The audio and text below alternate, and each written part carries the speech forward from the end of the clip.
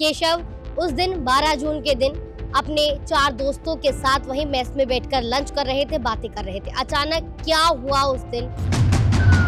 एक साथ हम बस खाना लेके अपने टेबल्स पे बैठे ही थे कि एकदम से 1:38 पे जो बताते हैं विमान जो हमारी बिल्डिंग में आके क्रैश हुआ।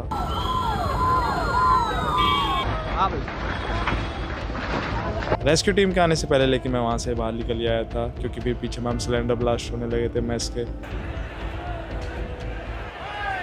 जो ना वीडियो जो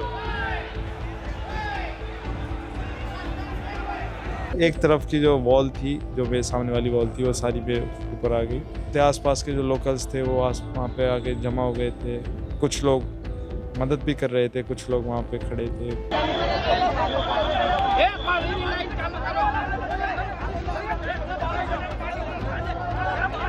आज मैं सो रहा था हल्का, तो मुझे किसी ने उठाया तो मैंने देखा कि मेरे सामने प्रधानमंत्री मोदी जी खड़े थे।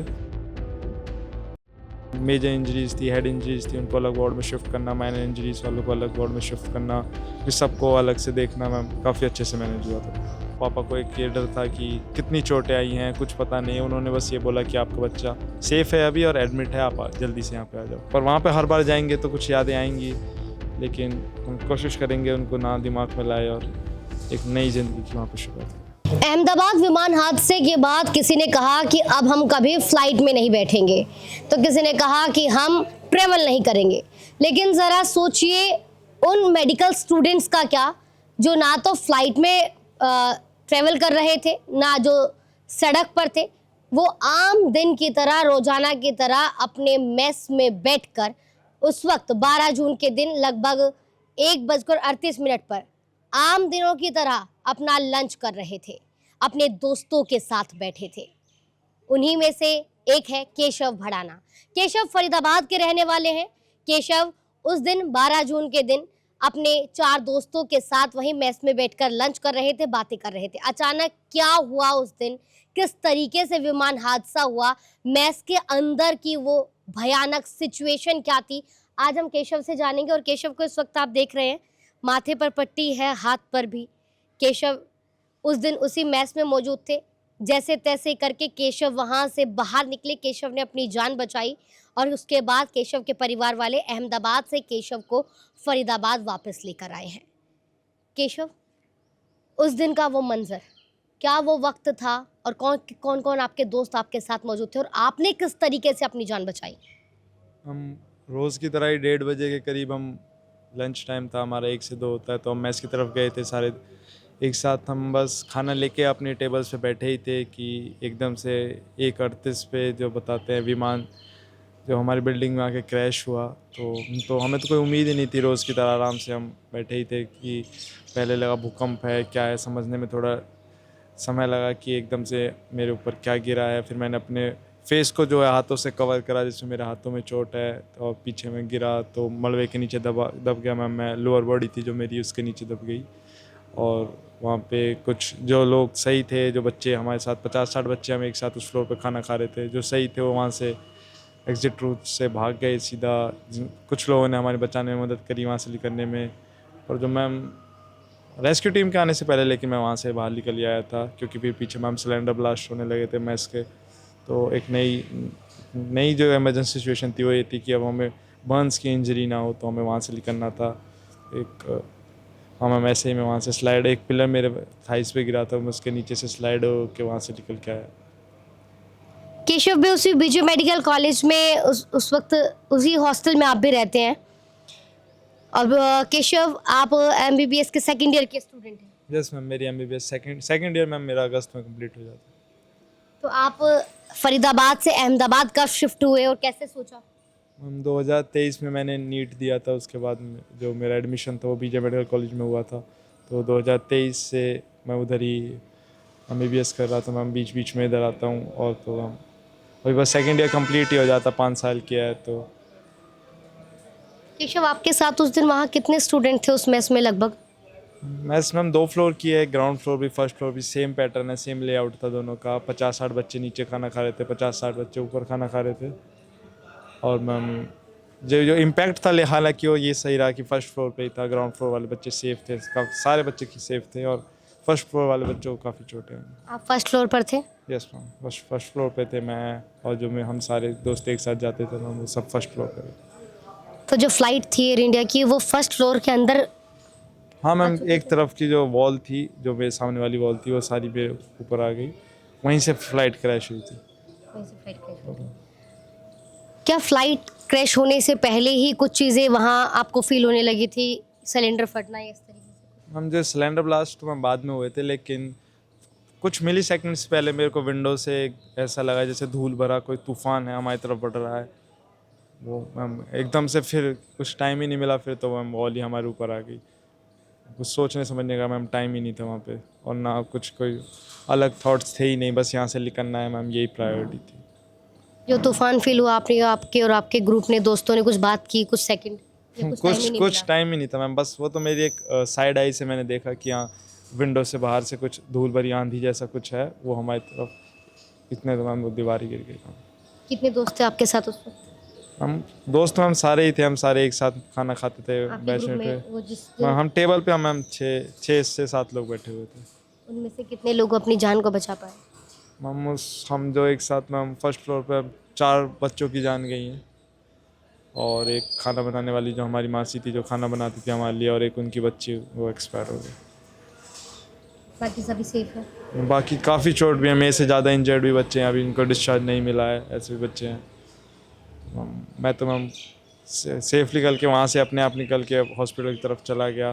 कुछ बच्चों को रेस्क्यू टीम ने भी निकाला है, मेरे साथ ही जो बेंच पे बैठे थे उनको रेस्क्यू टीम ने निकाला है। उनको बर्न्स की इंजरी भी है, क्योंकि वो सिलेंडर ब्लास्ट होने से आग काफ़ी बढ़ गई थी। आप कैसे निकले?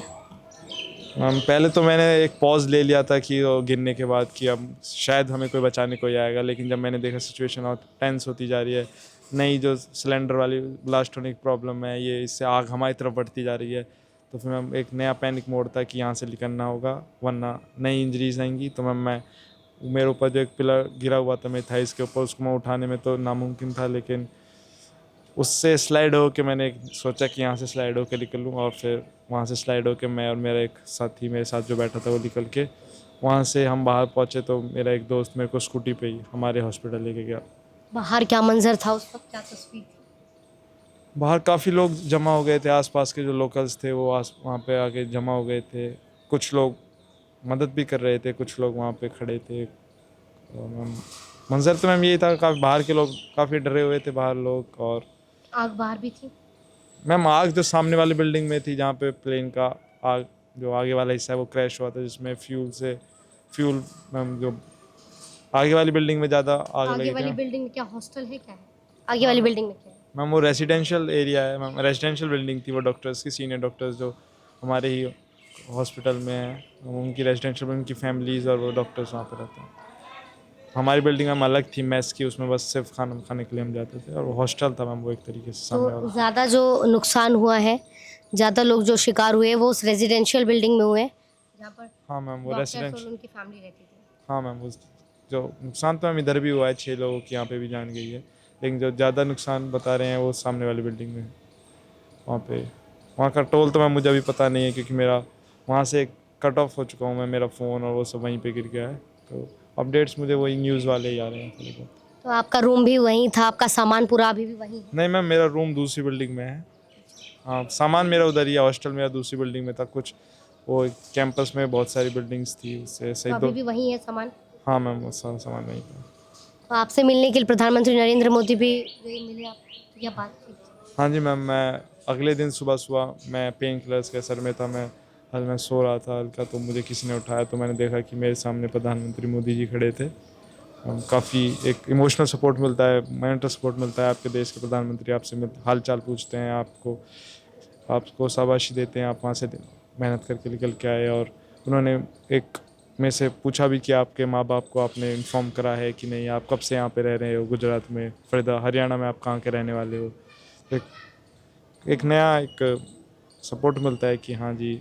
और मोदी जी ने ये भी बोला कि आप जल्दी ठीक हो जाओगे, और आप तो डॉक्टर हैं, आपसे आप क्या ही बताएं कि आप तो जल्दी ठीक हो जाओगे। उन्होंने आपका हौसला बढ़ाया? हाँ, आपने क्या जवाब दिया? उन्होंने मेरे से पूछा आपका कोई रिव्यू हो, कैसे सिचुएशन को मैनेज किया गया। हाँ, डॉक्टर्स ने काफ़ी मदद करी, अच्छे से सब कुछ मैनेज हुआ था मैम। काफ़ी इमरजेंसी सिचुएशन थी उस टाइम हमारे ट्रॉमा सेंटर में, हमारे हॉस्पिटल में मैम। तो पेशेंट्स में से पहले भी आ रहे थे, बाद में भी आ रहे थे, सबको अच्छे से, जिनको मेजर इंजरीज थी, हेड इंजरीज थी, उनको अलग वार्ड में शिफ्ट करना, माइनर इंजरीज वालों को अलग वार्ड में शिफ्ट करना, फिर सबको अलग से देखना मैम, काफ़ी अच्छे से मैनेज हुआ था पूरा। तो केशव, अभी आपका उन लोगों से कांटेक्ट हुआ जो आपके दोस्त वहाँ पर थे, जो इंजर्ड थे? कोई कांटेक्ट नंबर हुआ आपको याद हो या किसी? मैम थोड़ा बहुत कांटेक्ट था वहाँ जब तक एडमिट था, उसके बाद मैं अपने फादर के साथ इधर आ गया। तो एक बच्चे का, एक दो का है, मेरे फादर ने जिनसे बात हुई उनका मोबाइल नंबर है, तो वो उनको भी काफ़ी चोटें हैं, उनके भी स्टिचेस हैं, किसी को पैर में, सर में, तो अब सभी अब तो अच्छी रिकवरी की तरफ बढ़ रहे हैं। उनसे ज़्यादा मैम कांटेक्ट नहीं हो पाया। फैमिली को कैसे पता चला? आपने कॉल करके बताया न्यूज़ के थ्रू? मैम फैमिली ने न्यूज़ तो नहीं देखी थी, लेकिन जब मैं एडमिट हो गया उसके 2 घंटे कुछ बाद मैंने उसी दिन, 12 हाँ जून को मैम 12 जून को ही करीब करीब 3:30 बजे से मैम मैंने ही एक अपने डॉक्टर से मेरे से मोबाइल नंबर लिया गया मेरे फादर का। उन्होंने मेरे पापा को फ़ोन करके बताया कि ऐसा ऐसा सिचुएशन है, लेकिन उस टाइम पे हम बहुत ही इमरजेंसी टाइम था वो हॉस्पिटल में, तो उनने मेरे पापा का जो आग्रह था कि वीडियो कॉल से मेरी बात कराएं, तो वो वीडियो कॉल पे नहीं करा पाए। तो पापा को एक ये डर था कि कितनी चोटें आई हैं, कुछ पता नहीं है। उन्होंने बस ये बोला कि आपका बच्चा सेफ़ है अभी और एडमिट है, आप जल्दी से यहाँ पे आ जाओ। जब तक पापा की वीडियो कॉल पे मेरे से बात नहीं हुई तो पापा काफ़ी घबरा गए थे। फैमिली से फिर कौन गया, कब गए? मेरे पापा उधर आ गए थे मैम उसी दिन? हाँ मैम, उसी दिन हम यहाँ से पहले अहमदाबाद दिल्ली एयरपोर्ट के लिए निकले थे, लेकिन अहमदाबाद के लिए कोई फ़्लाइट नहीं मिली, वो शायद एयरपोर्ट बंद कर दिया था उस टाइम के लिए। तो फिर मेरे पापा बस से मैम वहाँ पे पहुँचे, तो मैम करीब वही 12-13 घंटे बाद वहाँ पे पहुँचे। 13 तारीख को पहुँचे मैम वो। तो उसके बाद फिर मैम मैं अपने फादर के साथ अगले दिन यहाँ पे आ गया था। केशव, अभी आपकी सिचुएशन भी नहीं है, मैं आपको ज़्यादा परेशान भी नहीं करना चाहती, लेकिन जो वहाँ तस्वीर थी उसे देखने के बाद अभी आपके मन में क्या, आगे की ज़िंदगी क्या सोच रहे हैं आप? मैम जल्दी से मैम नॉर्मल तो नहीं होगा, एक ट्रॉमा रहेगा, लेकिन मैम समय के साथ हम कोशिश करेंगे सब भूलें। और जो जैसे मैम कुछ सीखने का तो मैम यही है इससे कि आप अगले पल का कुछ पता नहीं है, कुछ भी हो सकता है। तो मैम बस यही है कि समय के साथ ये सब भूलें और ज़िंदगी में जिस काम के लिए मैं वहाँ गया हूँ उस काम को पूरा करके जल्दी यहाँ पे लौट। जब वहाँ चीज़ें ठीक हो जाएंगी दोबारा फिर आप? हाँ मैम, अभी वहाँ पे जाना ही है हमें अपनी पढ़ाई के लिए, और फिर वहाँ से वापस यहाँ पे आएंगे। पर वहाँ पे हर बार जाएंगे तो कुछ यादें आएंगी, लेकिन हम कोशिश करेंगे उनको ना दिमाग में लाए और एक नई ज़िंदगी की वहाँ पे शुरुआत करें। तो अभी किसी से कांटेक्ट नहीं हुआ है आपका वहाँ पर? वहाँ पे किसी से कांटेक्ट नहीं हुआ है। कुछ मेरे दोस्त इधर उधर से थे, उनको भी चोट है, वो भी डिस्चार्ज लेके अपने घर की तरफ चले गए हैं। आसपास हरियाणा से भी कुछ लोग थे आपके दोस्त? नहीं मैम, वहाँ तो ऑल इंडिया मैम, इधर उधर से सारे थे। हरियाणा से तो मैम ऐसे स्पेसिफिक कोई दोस्त नहीं था। तो केशव ने हमें बताया कि उस दिन वो क्या मंजर देखा, केशव ने किस तरीके से, जब वो आम दिनों की तरह वहाँ लंच कर रहे थे तो अचानक ऐसा लगा कि कोई तूफान आ रहा है उस बिल्डिंग के पास, और देखते ही देखते इतना बड़ा हादसा हो गया। केशव, जैसे वहाँ आस पास में ही एयरपोर्ट है, लगभग 2-3 किलोमीटर की दूरी पर, तो रोज़ाना जब आपके बिल्डिंग के ऊपर से एरोप्लेन गुजरते थे, इसी तरीके की आवाज़ें या इसी हाइट से गुजरते थे? काफ़ी नॉर्मल चीज़ हो गई थी। 2 साल से मैं वहाँ रह रहा था। मैं भी जब मैं शुरू में गया तो एक नयापन था कि ये काफ़ी तेज़ आवाज़ करते हैं, जैसे टेक ऑफ या लैंडिंग होती थी किसी प्लेन की। हम अगर फ़ोन पे बात करें तो भी हमें कोई आवाज़ नहीं आएगी, काफ़ी तेज़ आवाज़ आती थी, इसलिए वो शायद हमें आवाज़ जो उस टाइम आई हमें नहीं लगी हो। वहाँ पे रेगुलर है मैम, वहाँ तो रोज़ का हर 2 मिनट में वहाँ पे या तो कोई प्लेन टेक ऑफ करता है, लैंड करता है मैम। काफ़ी, क्योंकि 3 किलोमीटर दूर जैसा वो बता रहे थे वहाँ से हमारे परपेंडिकुलर डिस्टेंस तो इतना ही है मैं हमारा हॉस्टल कैंपस और एयरपोर्ट का। तो अभी आप फैमिली में कौन कौन है आपके? फैमिली में तो मैम अभी सारे लोग जो भी दूर के रिलेटिव्स पास के सब आ रहे हैं। और मैम मेरी फैमिली में अभी सब हम पापा मम्मी चाचा चाची सब हम एक साथ ही रहते हैं। जिन लोगों से हमने बात की, अहमदाबाद हमारी टीम गई, उन्होंने कहा कि वो मंजर अभी तक भूल नहीं पा रहे हैं, सोते हैं तो आंखों के सामने भी वही दिखता है। आपके साथ मैम यहाँ पे इसलिए मैं वहाँ से डिस्चार्ज लेके यहाँ पे आया कि फैमिली का सपोर्ट मिलेगा। वो चीज़ें हैं वो मैं यहाँ पे मेरी भूलने में मदद करेंगी। मैं नए रिलेटिव से बात करूँ तो अच्छा लगेगा, तो काफ़ी इम्प्रूवमेंट है मैम मेरे इसमें। इस वक्त मेरे साथ फरीदाबाद के केशव भड़ाना मौजूद है। केशव अहमदाबाद के बीजू मेडिकल कॉलेज में एमबीबीएस सेकेंड ईयर की पढ़ाई कर रहे हैं, सेकेंड ईयर के स्टूडेंट हैं। और केशव भी उस दिन 12 जून को उसी मेस में अपने दोस्तों के साथ फर्स्ट फ्लोर पर खाना खा रहे थे, लंच कर रहे थे, जब 1:38 पर अचानक एयर इंडिया का 171 विमान उस बिल्डिंग से बीजू मेडिकल कॉलेज हॉस्टल में से टकराया और पूरी जो इमारत थी वो उस आग की लपटों में घिर गई। और केशव के ऊपर भी वो पिलर गिरा। जैसे तैसे केशव जो है रेंग कर अपने दोस्त के साथ वहाँ से बाहर निकले और उन्हीं के ही किसी दोस्त ने उन्हें हॉस्पिटल में एडमिट कराया। उसके बाद केशव की फैमिली वहाँ पहुँची, केशव के पापा वहाँ पहुँचे और केशव के पिता उन्हें फिर फरीदाबाद लेकर आए, जहाँ उन्हें हॉस्पिटल में एडमिट कराया। फिलहाल केशव अभी अपने घर है, अपने परिवार के साथ है और जैसे तैसे करके अभी केशव उस सिचुएशन से बाहर आने की कोशिश कर रहे हैं। केशव की तरह वहाँ कई ऐसे बच्चे थे जो खुद को उस हादसे से बचा गए और कुछ ऐसे भी स्टूडेंट्स वहाँ थे जो उस हादसे का शिकार हो गए।